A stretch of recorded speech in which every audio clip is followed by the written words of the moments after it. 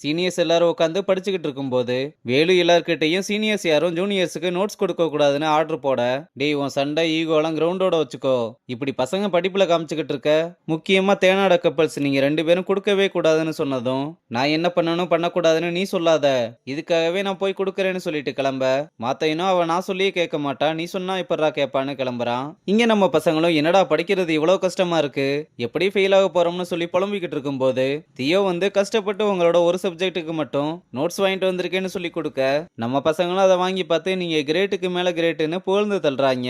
அங்க கட் பண்ணா ரங்கன் வீட்டுக்கு வந்ததும் அம்மா வேகமா வந்து ஏதோ சென்னையில பெரிய அகாடமில இருந்து உன்னை பார்க்க வந்திருக்காங்கன்னு சொல்றாங்க. ரங்கனும் உள்ள வந்து எல்லாரையுமே வரவேற்கிறான். நாங்க சென்னை வசிஷ்டா அகாடமில இருந்து வந்திருக்கோம், எங்க அகாடமியை பத்தி கேள்விப்பட்டிருக்கீங்களா?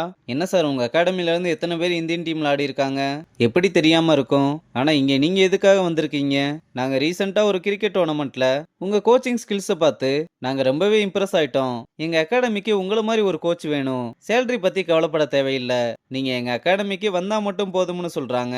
எனக்காக நீங்க இவ்வளவு தூரம் வந்ததுக்கு ரொம்ப நன்றி, ஆனா இந்த ஆஃபரை என்னால ஏத்துக்க முடியாது, நான் இங்க இருக்கிறதுக்கு ஸ்ட்ராங்கான ரீசன் இருக்கு, எங்களுக்கும் தெரியும் ருக்மணி மேம் தானே, அது மட்டும் இல்ல எம்என்சிஏ என்னோட அகாடமி, அதை விட்டுட்டு என்னால எப்படி வர முடியும், நீங்க உடனே உங்க முடிவை சொல்லணும்னு அவசரம் இல்ல, நீங்க ஒரு வாரம் கழிச்சு கூட உங்களோட முடிவை சொல்லுங்கன்னு சொல்லிட்டு கிளம்புறாங்க.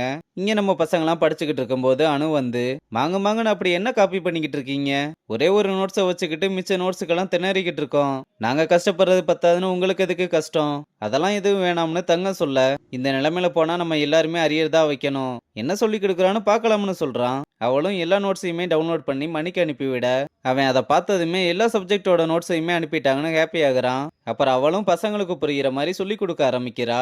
இதை ஜாக்கி பார்த்து அணுவை கூப்பிட்டு உங்ககிட்ட கொஞ்சம் தனியா பேசணும்னு சொல்றான். இங்க துளசியும் ரங்கனுக்கு கால் பண்ண, நீ எனக்காக வந்த, அந்த நேரத்துல எனக்கு என்ன பண்றதுனே தெரியல, ப்ராசஸ் பண்ண கொஞ்சம் டைம் தேவைப்பட்டுச்சு, எனக்கு இப்ப நான் வீக்கா இருக்கிறதுக்கு ஒரு இடம் தேவைப்படுது, அந்த இடம் உன்கிட்ட தான் இருக்கு ரங்கன், எனக்கும் நம்ம லைஃப் யார்கிட்டயும் இருக்கிற மாதிரி இருக்கு, ஆனா அகாடமிக்காக நான் இங்க இருந்துதான் ஆகணும், ஒவ்வொரு நாளும் உன் கூட இருக்க முடியாதுன்னு சொல்லிடுறான். இங்க ஜாக்கியும் ஜூனியர்ஸ் யாருக்குமே நோட்ஸ் ஷேர் பண்ணவும் கூடாது, சப்ஜெக்ட் எதையுமே சொல்லி தரக்கூடாதுன்னு சொன்னா, உங்களுக்குள்ள வேணா பிரச்சனை இருக்கலாம், எனக்கு இங்க யாரு கூடயும் பிரச்சனை இல்ல, நான் இங்க எல்லாரு கூடயுமே ஃப்ரெண்ட்ஸா தான் இருப்பேன்னு சொல்லிட்டு கிளம்புறா. இங்க ரங்கன் அகாடமிக்கு வந்ததும் துரை அர்ஜென்டா வீடியோ கால் வர்றேன்னு சொன்னாரு, நல்ல வேளை நீயும் வந்துட்டேன்னு கால் பண்ண, எனக்கு திடீர்னு பிசினஸ் ரொம்ப வீக்கா போய்கிட்டு இருக்கு, அதனால இப்ப நான் பண்ணிக்கிட்டு இருக்க ஃபண்டை எல்லாத்தையுமே ஸ்டாப் பண்றதை தவிர எனக்கு வேற வழி தெரியல, திடீர்னு இப்படி சொன்னா எப்படி, நம்ம அக்ரிமெண்ட் எல்லாம் போட்டிருக்கோமே, சாரி எல்லாத்தையுமே டெர்மினேட் பண்ணிருங்க, என் சுச்சுவேஷனை புரிஞ்சுக்குவீங்கன்னு நினைக்கிறேன்னு சொல்லிட்டு காலை கட் பண்றாரு.